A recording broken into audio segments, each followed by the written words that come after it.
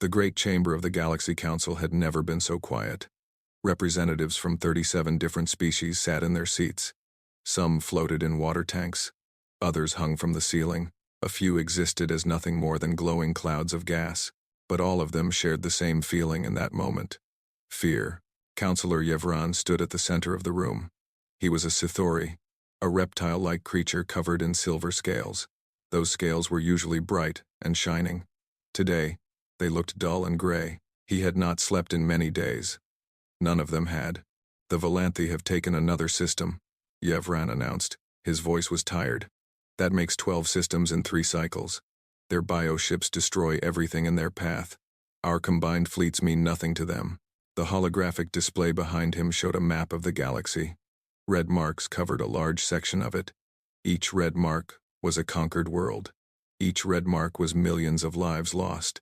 A creature made of living crystal spoke up. Its voice sounded like glass breaking. We sent 400 warships to defend the Keth system. The Valanthi ate them. They did not just destroy our ships, they consumed them, used the metal and the bodies to grow more of themselves. We know this, said another counselor, a being that looked like a giant slug covered in eyes. Tell us something useful, Sithori. Tell us how to stop them. Yevran took a deep breath. He had thought about this moment for a long time. He knew what he was about to say would cause panic. But they had no other choice. There is one option we have not considered, he said slowly. One species we have never asked for help. The chamber waited. The Sol system, Yevran continued. The humans. The reaction was immediate. It was not anger. It was not confusion. It was pure terror. A dozen representatives stood up from their seats. Others made sounds of distress in their native languages. The crystal being cracked down its center. The slug creature's many eyes all went wide at the same time. You cannot be serious, someone shouted. He has lost his mind, another voice called out. The quarantined world. He speaks of the quarantined world. Yevran raised his hands, trying to calm them down. Please, listen to me. The Valanthi are destroying everything. We are losing this war. We will all die if we do nothing. The humans are powerful. Everyone knows this. Why else would the Valanthi avoid their territory? This question made the chamber go silent again. It was true. The Valanthi attacked everyone. They feared nothing. They consumed entire civilizations without hesitation, but their expansion had always curved around the Sol system. They had never once touched human space. Ambassador Kethra rose slowly from her suspension tank. She was a Mendari, an ancient species that lived in special liquid. Her body was soft and formless, like a jellyfish, but her mind was sharp. She had served on the council for over 200 years. Everyone respected her. Young Sithori, she said, her voice coming through a machine that translated her thoughts into sound. Do you understand what you are asking? Do you truly know what the humans are? I know they are warriors, Yevran replied. I know they are strong. That is exactly what we need. Kethra made a sound that might have been a laugh. It was not a happy sound. Warriors, she repeated. Yes, I suppose that word applies. The way a supernova is a fire. The way a black hole is a pit. Technically correct. Completely inadequate. She pressed a button on her tank, and the holographic display changed. Instead of the war map, it now showed a small blue planet. Earth. I was young when we first discovered the humans, Kethra said. Young and foolish. We thought they were primitive, amusing, even. They had not yet left their own world. They fought each other constantly over small patches of land. They died from simple diseases. They lived such short lives. Her form shifted inside the tank, a sign of discomfort. We watched them for centuries. We saw them grow. And we realized something terrible. Something that made us seal all records about them. Something that made us remove every navigation route to their system from our databases. What did you realize? Yevran asked. Kethra's voice became very quiet.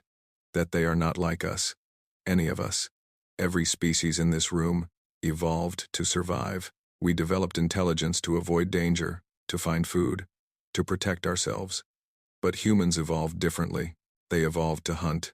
Not just to hunt animals. To hunt everything. They do not run from danger. They run toward it. That sounds like an advantage, Yevran said. Does it? Kethra asked. Then let me tell you what happened to the Krethnov. Several older counselors made sounds of distress at that name. Younger members looked confused. The Krethnov were a slaver species, Kethra explained. About 300 years ago, they raided a human colony ship, took 200 humans as prisoners. They planned to sell them on the black market. She paused. The Krethnov are extinct now. Yevran blinked. The humans defeated them? The humans did not defeat them. The humans erased them. When they discovered what happened to their people, they did not send diplomats. They did not demand justice through proper channels. They built warships, hundreds of them, and they hunted the Krethnov across 4-star systems. Surely the Krethnov tried to surrender, Yevran said. Tried to negotiate. They did. The humans ignored them. They kept coming. Ship after ship, wave after wave. The Krethnov destroyed human vessels and more appeared. They killed human soldiers. And more arrived. It was like fighting an ocean. No matter how much water you push away, more comes. Kethra's form shuddered. In the end, the humans did not just destroy the Krethnov military. They destroyed everything. Every ship, every station, every colony, every egg, every child. They hunted them until not a single Krethnov remained alive in the entire galaxy. And then do you know what they did?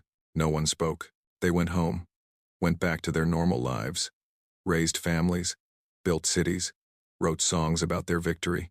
To them, it was just something that needed to be done, like cleaning a house or removing a pest. They do not even think about it anymore. But we remember, and we stay far away from their space. Yevran stood still for a long moment. His scales had turned pale. But the Volanthi, he said finally, the Volanthi are killing us. If we do not act, we will all die anyway. At least the humans might help us. At least they might fight on our side. And what happens after? Another counselor asked. What happens when the war is over and the humans have weapons pointed at all of us? What happens when they decide we did not help enough? What happens when they learn that we have been watching them, hiding from them, keeping secrets for centuries? What happens? Kethra said softly. When the humans decide that we are the next example that needs to be made. The chamber fell silent again. The weight of her words pressed down on everyone like a physical force. Yevran looked around the room. He saw fear in every face, every eye, every sensor. These were the leaders of the galaxy, the most powerful beings from the most powerful species, and they were all terrified of one small planet on the edge of nowhere. Then what do we do? He asked. Just die? Supreme Chancellor Molvith finally spoke. The ancient Korathi had been silent throughout the entire discussion. Now, its deep voice filled the chamber. First, we learn everything we can about the humans. Then we decide. You will be given access to the Forbidden Archive, Counselor Yevran. Read what is there, understand what you are truly asking for, and then come back to us. Yevran nodded slowly. I will. I hope you are prepared, Kethra said as he walked toward the exit. What you find in those files will change you. It changed all of us. And not for the better. Yevran did not respond. He simply walked out of the chamber, his footsteps echoing in the silence. He had no idea what waited for him in those archives. No idea that the things he would read would give him nightmares for the rest of his life. But he was about to find out. The Forbidden Archive was located deep beneath the council building. Yevran had to pass through 17 security checkpoints to reach it. At each one, guards scanned his body, checked his identification, and asked him the same question. Are you sure you want to proceed? By the 15th checkpoint, he wanted to say no. Something about this place felt wrong. The air was cold, the lights were dim, and there was a smell in the air that he could not identify. It was old, very old. The final door was made of solid metal, 3 feet thick. It opened slowly, groaning like a wounded animal. Beyond it was a circular room filled with data terminals. Thousands of files floated in holographic displays around the walls. A small robot greeted him at the entrance. Its voice was flat and emotionless. Welcome to the Forbidden Archive, Counselor Yevran. You have been granted access to Section 7, Human Studies. Please note that everything you see here is classified at the highest level. Sharing this information with anyone outside the Council is punishable by immediate execution. I understand, Yevran said. Very well. Please take a seat. The files will be presented in chronological order, starting from first contact. Yevran sat down in front of the largest terminal. The screen came to life. and he began to read. The first files were ancient. They dated back over 10,000 years, when the Mendari first discovered Earth. At that time, humans were primitive. They lived in caves and hunted with stone tools. The Mendari observers found them curious but not important. Subject species shows unusual aggression, one report noted. They hunt animals much larger and stronger than themselves. They do not give up, even when wounded. One subject was observed tracking a large prey animal for 3 days without stopping. It eventually killed the animal by simply following it until the creature collapsed from exhaustion. This hunting technique is unique among known species. Yevran frowned. Hunting something to death by never stopping? What kind of creature did that? He continued reading. The next batch of files came from a few thousand years later. Humans had developed metal tools and started building cities. They had also developed something else: organized warfare. Subject species engages in large-scale conflict against members of its own kind. A Mendari observer reported. They form armies of thousands and fight over territory, resources, and abstract concepts they call honor and glory. Casualty rates are extreme. In one observed conflict, over 50,000 subjects died in a single day. The survivors celebrated this as a victory. There were images attached to the file. Yevran looked at them and felt his stomach turn. Bodies piled on top of bodies, burning cities, fields covered in blood, and humans walking through it all. Not with horror on their faces, but with pride. He kept reading. The files jumped forward again, to about 500 years ago. Humans had discovered gunpowder. They had also discovered something called colonization. Subject species has begun expanding across their home planet, the report stated. They travel to distant lands and claim them as their own. When local populations resist, the humans do not negotiate or retreat. They simply kill everyone who stands in their way. They have developed weapons that throw metal at high speeds, capable of killing from great distances. They use these weapons constantly, against animals, against each other, and against anyone they consider an enemy. Yevran scrolled through more images. He saw ships landing on beaches, soldiers marching through jungles, cities burning, people running and screaming, and always, the humans kept coming. One particular file caught his attention. It was labeled World Wars. He opened it. The screen filled with information about 2 massive conflicts that happened on Earth about 400 years ago. The humans had divided themselves into groups and fought each other for control of the planet. The numbers were staggering. In the first conflict, called World War I, about 20 million humans died. Yevran read about weapons that sprayed poison gas across battlefields, about machines that crushed soldiers beneath metal tracks, about young men ordered to run directly into gunfire, knowing they would die, doing it anyway because someone told them to. The second conflict was worse.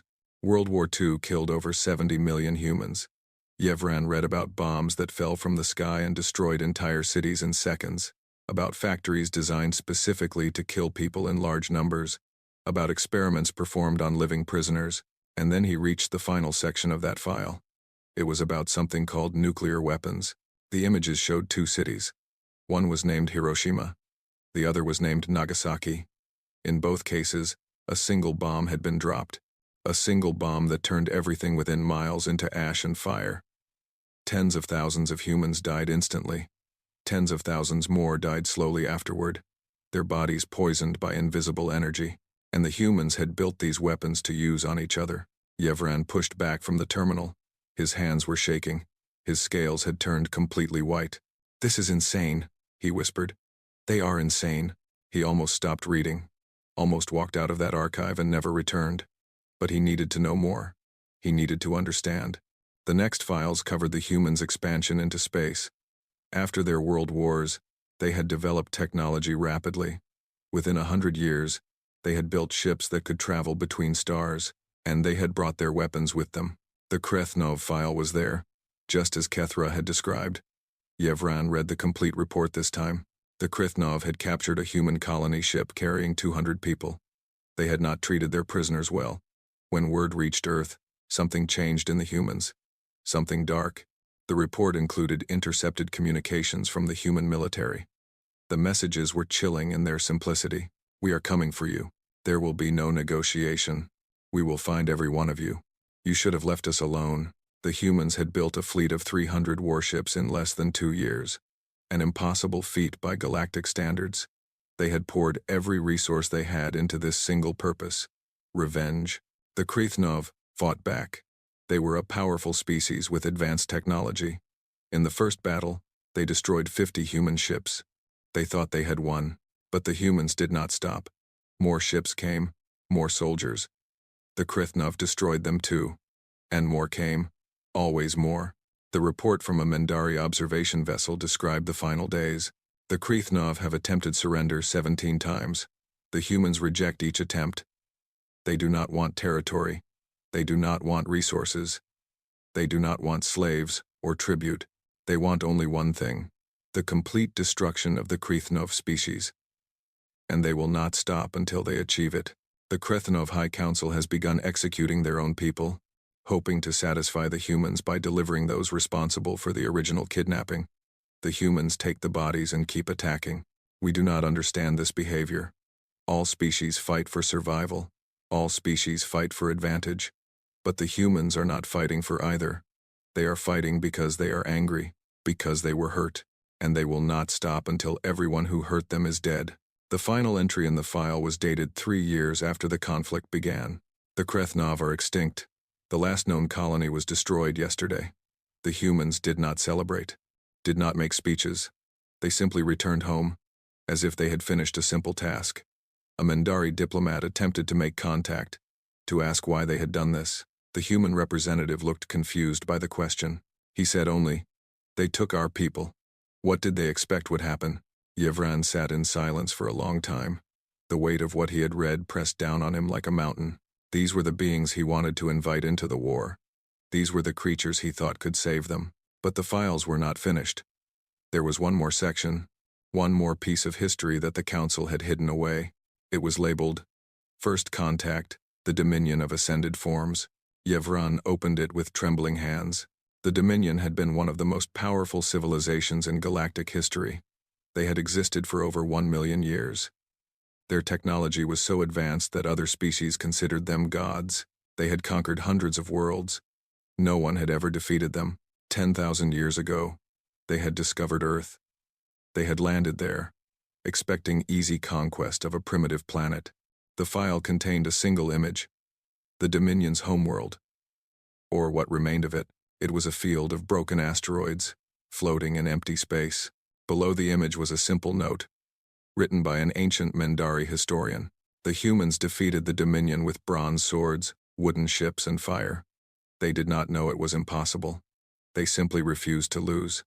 The Dominion no longer exists. The humans do not even remember they fought them. They turned the Dominion's cities into myths, into legends, into stories they tell their children. We removed all mention of Earth from our records that day. We agreed never to contact them, never to threaten them, never to give them a reason to notice us. Because if the humans could destroy gods with bronze and fire, what could they do with starships and nuclear weapons? We do not want to find out. Yevran closed the file. He sat alone in the darkness of the archive, his mind spinning. He finally understood why everyone was so afraid, and he was no longer sure that inviting the humans to war was a good idea. But what choice did they have? Yevran did not sleep that night. He could not sleep. Every time he closed his eyes, he saw the images from the archive. Burning cities, mountains of bodies, a homeworld turned to dust by creatures who fought with bronze swords. When morning came, he walked back to the council chamber. His steps were slow. His scales were still pale. He looked like a different person than the one who had entered the archive the day before. The other counselors were already waiting. They watched him enter with knowing eyes. They had all read those files at some point. They had all felt what he was feeling now. "You understand now," Ambassador Kethra said. It was not a question. Yevran nodded slowly. "I understand. Then you agree that we cannot involve the humans in this war?" Yevran hesitated. He looked around the chamber at all the frightened faces. He thought about the Valanthi, who were getting closer every day. He thought about all the people who would die if they did nothing. "I understand why you are afraid," he said carefully. "But the Valanthi are still out there. They are still coming. If we do nothing, we all die anyway. At least with the humans, we have a chance." The chamber erupted in angry voices. Several representatives shouted at him. Others made sounds of disgust. But Yevran stood firm. "Listen to me," he said, raising his voice. "Yes, the humans are dangerous. Yes, they are violent and unpredictable. But they are also the only species the Valanthi fear, the only species the Valanthi have never attacked. If we can convince the humans to help us, we might actually survive this." Ambassador Kethra shook her head inside her tank. "You still do not understand. Let me show you something else. Something that was not in the general archive." She pressed a button, and the holographic display came to life. This time, it showed video footage, old recordings from human broadcasts. "These are records of human entertainment," Kethra explained. "Stories they tell themselves. Pay close attention to what they consider heroic." The first video showed a human male standing alone against a large group of enemies. He was wounded, bleeding, and surrounded. Any rational creature would surrender. Instead, the human picked up a weapon and charged forward, screaming. The scene ended with him killing everyone in the room. "They call this action," Kethra said. "They find it exciting." The next video showed a human city under attack. Buildings fell. People ran screaming. But one human stayed behind to fight. He was clearly going to die. He knew he was going to die, but he kept fighting anyway, saving strangers he had never met, until the building collapsed on top of him. "They call this sacrifice," Kethra continued. "They consider it the highest honor." More videos followed. Humans fighting against impossible odds. Humans refusing to give up. Humans charging into certain death with smiles on their faces. Humans treating war as something glorious, something beautiful, something to celebrate. "Do you see the pattern?" Kethra asked. "They do not fight to survive. They fight because they want to. Because something inside them needs conflict, needs violence. They are not just capable of war. They are designed for it." Yevran watched in silence. He had no response. The crystal being from the Thel Collective spoke up, its voice vibrating with fear. "And that is not even the worst part. Show him the historical records. Show him what they call grudges." Kethra nodded and changed the display again. This time, it showed a timeline of human conflicts. "This is a summary of major human wars over the past 2,000 years, she explained. "Notice anything unusual?" Yevran studied the timeline. Wars appeared constantly, one after another, but some of them had strange connections. Lines linking conflicts that happened hundreds of years apart. "The humans do not forget," the crystal being said. "They do not forgive. If you hurt them, they will remember. Their children will remember. Their children's children will remember. They have fought wars over insults that happened generations ago. They have destroyed entire nations because of events that no one alive experienced personally. There is a human saying," Kethra added. "Revenge is a dish best served cold." Do you know what that means?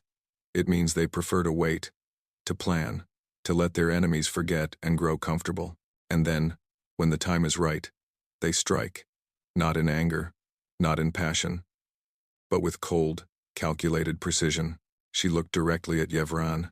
"If we bring the humans into this war, if we show them that we have been watching them, studying them, hiding from them for thousands of years, what do you think they will do?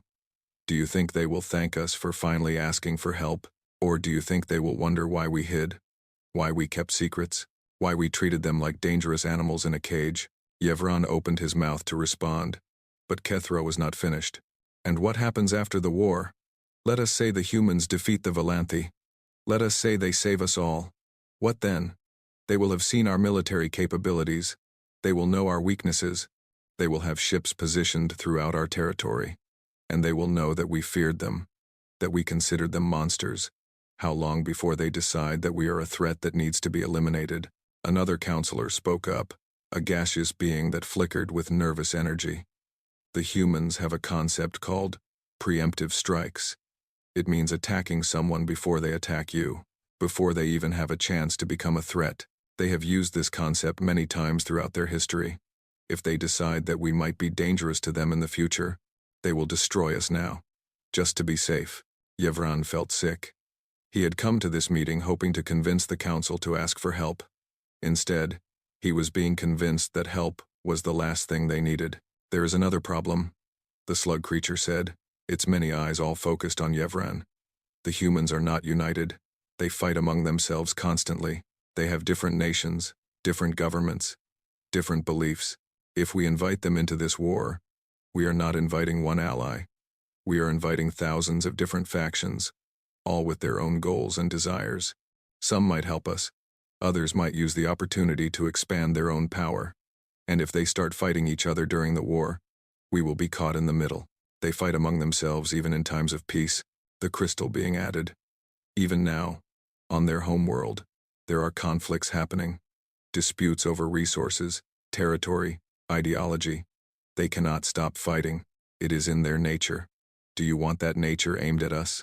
Yevran sat down heavily in his chair. All his arguments felt weak now. All his hope felt foolish. Then what do we do? He asked, his voice barely above a whisper. The Volanthi will not stop. They will consume everything. All of us. Every species in this galaxy. If we do not find a solution, we are all dead. Supreme Chancellor Molveth spoke for the first time that day. The ancient Korathi's voice was heavy with exhaustion. We have been fighting the Volanthi with conventional methods, fleets and weapons and strategies. Perhaps we need to try something different. Something the Volanthi will not expect. Like what? Yevran asked. Molveth's eye stalks drooped. I do not know, but I know this. Involving the humans should be our absolute last resort. When every other option has been exhausted, when we are standing at the edge of extinction with nothing left to lose, only then should we consider reaching out to Earth. And if that moment comes, Yevran pressed. If we reach that point, then we will send them a message, Molveth said. A very careful message, explaining the situation, begging for their help, and praying that they decide to help us, rather than watch us burn. Or join the burning, Kethra muttered. The vote was called. Yevran's proposal to contact the humans was rejected. Every single counselor voted against it. Even Yevran himself, after everything he had seen and heard, could not bring himself to vote yes. The meeting ended in heavy silence. No one felt like they had won. No one felt like they had made the right choice. They had simply chosen the slower death over the faster one. But as Yevran walked out of the chamber, he could not shake one thought from his mind. The Volanthi were still coming. And eventually, the council would run out of choices. When that day came, they would have to face the humans, and he was not sure which option scared him more. 3 standard days passed. They felt like 3 centuries. The Galaxy Council met every few hours, desperately trying to find a solution. They sent more fleets against the Volanthi. They tried new weapons. They attempted diplomacy, offering the bioships anything they wanted in exchange for peace. Nothing worked. The Volanthi did not negotiate. They did not make demands. They simply consumed. World after world, system after system. The red marks on the war map spread like a disease across the galaxy. By the 3rd day, 2 more species had been completely wiped out. The Telvor, a peaceful race of engineers, were gone. So were the Kryn, ancient philosophers who had dedicated their lives to studying the universe. Millions of years of history and culture, erased in hours. The council chamber smelled of fear. Representatives who had once argued proudly now sat in silence, staring at the floor. Some wept, others had stopped coming entirely, choosing to spend their final days with their families. Counselor Yevran sat alone in the corner, watching the others fall apart. He had not slept since leaving the archive. Every time he closed his eyes, he saw the files about Earth, about the humans, about what they were capable of. And every time he opened his eyes, he saw the Volanthi getting closer. Supreme Chancellor Molveth called for order. The ancient Korathi looked terrible. Their shell was cracking.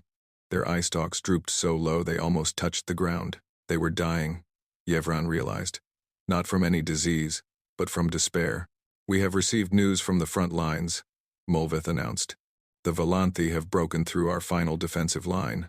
They will reach the core systems within 2 cycles. After that, there is nothing between them and the homeworlds of every major species in this chamber. No one reacted. They were too tired for panic now.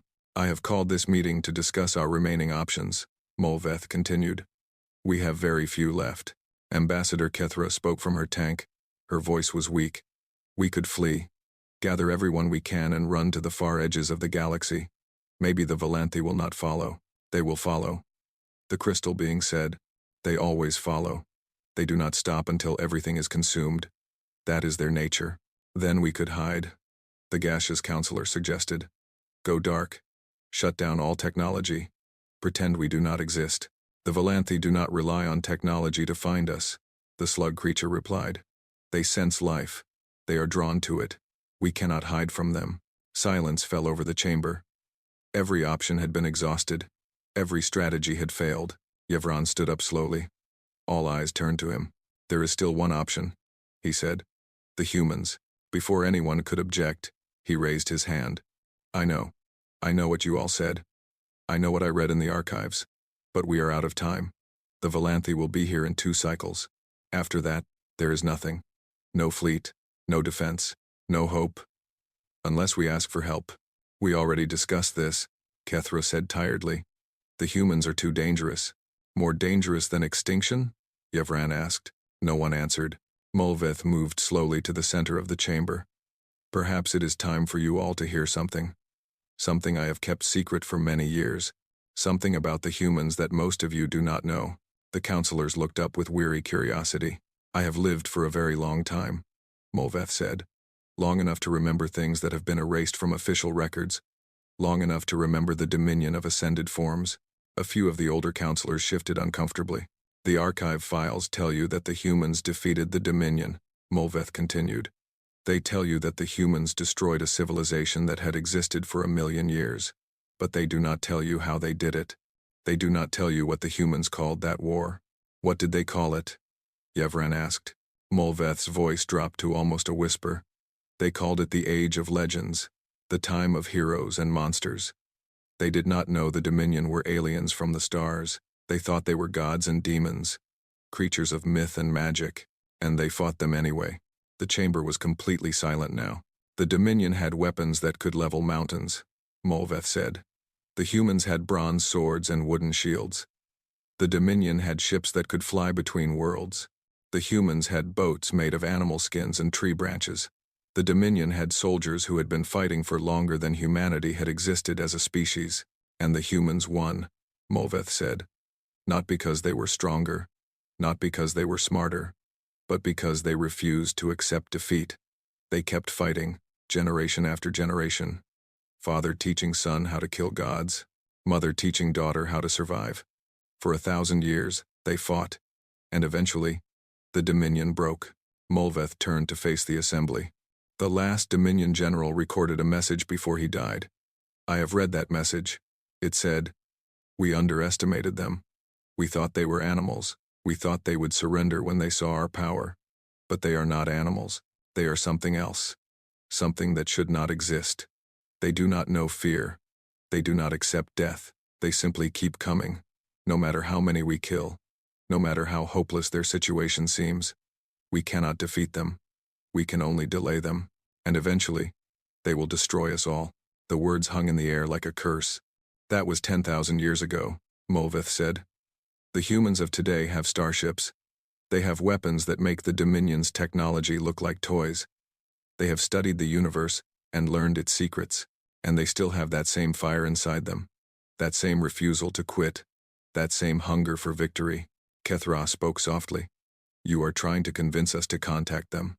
No, Molveth said. I am trying to make you understand what we are dealing with. The humans are not just warriors. They are something beyond warriors. They are a force of nature. Once they decide to do something, they will not stop until it is done. If we invite them into this war, they will not stop until the Valanthi are destroyed. All of them. Every ship, every organism, every trace. That sounds good, Yevran said. Does it? Molveth asked. And what happens after? What happens when the humans have tasted galactic war? What happens when they realize how weak the rest of us are? The Valanthi are monsters, but they are monsters with a purpose. They consume to grow. The humans are different. They do not need a reason to fight. Fighting is reason enough. The crystal being cracked further. Then we are trapped. If we do nothing, the Valanthi destroy us. If we call the humans destroy us. There is no escape. Yevran felt something rise inside him. Anger. Frustration. Despair. Then what is the point? He shouted. Why are we even here? Why are we talking if every option leads to death? We might as well just sit here and wait for the Valanthi to eat us. No one responded to his outburst. And then, slowly, Molveth nodded. You are right, Counselor. We have no good options, only bad ones. The question is, which bad option gives us the smallest chance of survival? The Chancellor turned to the Assembly. I am calling for a new vote, not to invite the humans to war, but to send them a message, a warning. We will tell them about the Valanthi. We will tell them the war does not concern them. We will tell them we do not want their help, and we will pray that they believe us. And if they do not, Yevran asked, then we will deal with the consequences. But at least we will have tried. At least we will not have invited our doom. The vote was held. This time, it passed. Not unanimously, but by a clear majority. The Council would send a message to Earth. A careful, desperate message. They did not know that it was already too late. They did not know that the humans had been watching the war from the beginning. They did not know that a human research vessel had already been taken by the Valanthi 3 weeks ago. 16 human crew members, scientists and explorers. The humans already knew about the war, and they were already coming. The message to Earth was drafted by the finest diplomats in the galaxy. Every word was chosen with extreme care. Every sentence was reviewed 100 times. Every possible interpretation was considered and reconsidered. It took 12 hours to write 4 paragraphs. Supreme Chancellor Molveth read the final version aloud to the Council before transmission. To the United Terran Federation and all citizens of the Sol system. Greetings from the Galaxy Council. We write to inform you of a conflict currently occurring in the outer territories of known space. A species known as the Valanthi hegemony has begun expansion toward the galactic core. Several worlds have been affected by this conflict. We wish to assure you that this war does not approach your borders. Your territories remain safe. We do not request your involvement in this matter. We do not require your assistance. We will resolve this conflict through our own means. We ask only that you remain at peace and do not intervene. With deepest respect and admiration, the Galaxy Council. The chamber was silent as Molveth finished reading. Is everyone satisfied with this message? The Chancellor asked. Ambassador Kethra reviewed the text one more time. It is polite, it is clear. It tells them nothing about our true situation. Good. The less they know, the better. The crystal being flickered nervously. I still think we should not contact them at all. Any communication carries risk. The risk is greater if they discover the war on their own, Molveth replied. At least this way, we control the narrative. We appear cooperative, friendly. We are telling them the truth, just not all of it. Counselor Yevran sat in his usual corner, watching the proceedings with tired eyes. He had stopped arguing, stopped hoping. He had accepted that whatever happened next was out of his control. Send it, Molveth ordered. A technician pressed a button. The message was transmitted toward the Sol system at maximum speed. It would take approximately 6 hours to reach Earth. The Council settled in to wait. Some counselors left to be with their families. Others stayed in the chamber, unable to do anything else. They watched the war map as the Valanthi continued their advance. More systems fell. More species disappeared forever. 6 hours passed like 6 years, then 7 hours, then 8. Perhaps they did not receive the message, someone suggested hopefully. Perhaps their communication systems are incompatible with ours. They received it, Kethra said grimly. Humans are obsessive about monitoring signals. They scan every frequency constantly. They received it. Then why are they not responding? No one had an answer. 10 hours after the message was sent, the response arrived. It appeared on every screen in the chamber simultaneously. A single block of text, transmitted from a source identified as United Terran Federation Naval Command. Molveth read it aloud, their voice trembling. We know. We have been watching. The Valanthi took a human research vessel near Outpost 7 last cycle. 16 crew members. We are already on our way. That was all. No polite greeting. No diplomatic language. No questions or requests for clarification. Just those cold, simple words. The chamber exploded into chaos. They are coming, someone screamed.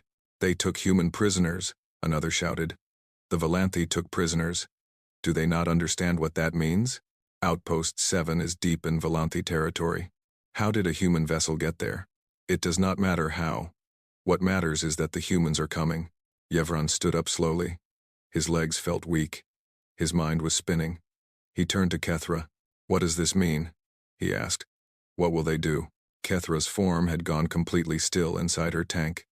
When she spoke, her voice was barely audible. The Krethnov took 200 humans. The humans destroyed their entire species. The Volanthi have taken 16. 16 is fewer than 200, Yevran said desperately. Maybe the response will be smaller. Kethra made that terrible laughing sound again. You still do not understand. To humans, numbers do not matter. 1 person or 1 million. It is the same. They do not calculate cost and benefit the way we do. Someone hurt their people.